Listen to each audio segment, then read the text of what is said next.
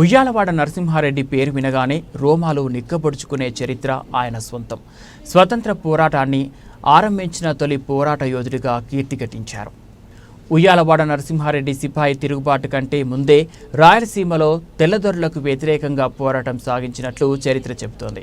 18,000 నాటికి రాయలసీమలో ఉన్న 80 మంది పాలెగాళ్లతో ఉయ్యాలవాడ నరసింహారెడ్డి ఒకరు.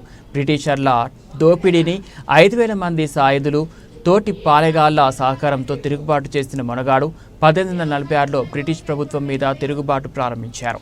1857 పిపాయిల తిరుగుబాటు కంటే ముందే ఇది ఆరంభమైంది. సుమారు ఏడాది కాలం పాటు పోరాడారు.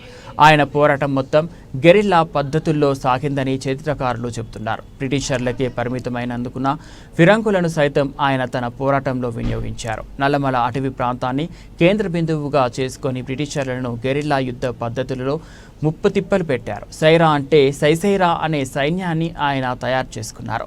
బ్రిటిష్ పాలనా విధానంలో వచ్చిన మార్పులకు అనుగుణంగా రైతుల నుంచి కొత్త పన్నుల వసూలు విధానం అమలులోకి వచ్చింది. అప్పటి వరకు రైతుల నుంచి పన్నులు వసూలు చేయడానికి విజయనగర సామ్రాజ్యం నుంచి ఆనవాయితీగా వస్తున్న పాలెగాళ్ల వ్యవస్థను రద్దు చేయడంతో తిరుగుబాటు చేయాల్సి వచ్చింది.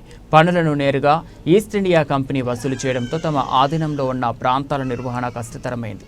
దీనికి వ్యతిరేకంగా పాలెగాళ్లు తిరుగుబాటు చేశారు. దీనికి ఉయ్యాలవాడ నరసింహారెడ్డి నాయకత్వం వహించారు. 1847 ఫిబ్రవరి 22వ తేదీన ఉయ్యాలవాడ నరసింహారెడ్డిని కుందు నది తీరంలో పేరుసోమల వద్ద బ్రిటిష్ సైనికులు బంధించారు. బహిరంగంగా ఉరితీశారు.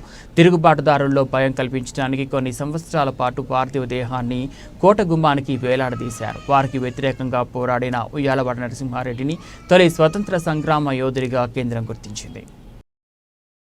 ఫిబ్రవరి 22 ఉయ్యాలవాడ నరసింహారెడ్డి గారి వర్ధంతి కార్యక్రమాన్ని ఘనంగా నిర్వహిస్తున్నాము. 178వ వర్ధంతి. ఆయన నడియాడినటువంటి ఈ గిద్దలూరు ప్రాంతంలో యుద్ధం జరిగింది.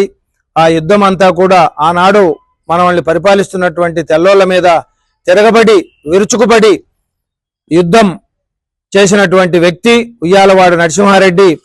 ఆ యుద్ధంలో ఆయన సైన్యం అంతా కూడా చనిపోయినా కూడా ఒంటరిగా పోరాటం చేసి ఆయన శిష్యులుగా ఉన్న వడ్డే ఓబన్న గారికి రాష్ట్ర ప్రభుత్వం జయంతి కూడా నిర్వహించారు. ఈ రోజు ఉయ్యాలవాడ నరసింహారెడ్డి గారికి ఈ వర్ధంతిని 2 రాష్ట్రాల్లో కూడా తెలుగు రాష్ట్రాల్లో వర్ధంతి నిర్వహించకుండా పోవడం విచారించదగ్గ విషయమని కూడా తెలియజేసుకుంటున్నాము.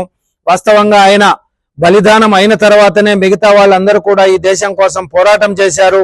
ఆ పోరాటంలో ఎవరు కూడా వారి తల తీయించుకున్నటువంటి వారు లేరు. త్యాగం చేశారే కానీ, సేవ చేశారే కానీ ఈ విధంగా బలిదానమైనటువంటి తెల్లోళ్ళ చేత తల తీయించుకున్నటువంటి వ్యక్తులు ఎవరు లేరు. తర్వాతనే ఈ దేశం కోసం పోరాటం చేయడం కోసం వచ్చినటువంటి వారే తప్ప ఆయన మాత్రమే, ఉయ్యాలవాడ నరసింహారెడ్డి మాత్రమే ఈ దేశం కోసం తృణప్రాయంగా ప్రాణాన్ని వదిలేసినటువంటి గొప్ప వ్యక్తి, సాహసమూర్తి, వీరసింహం అని చెప్పుకోవచ్చు. అటువంటి వ్యక్తికి 2 రాష్ట్రాల్లో కూడా ఈ వర్ధంతిని రాష్ట్ర ప్రభుత్వం నిర్వహించింటే చాలా బాగుండేదని కూడా తెలియజేసుకుంటున్నాము.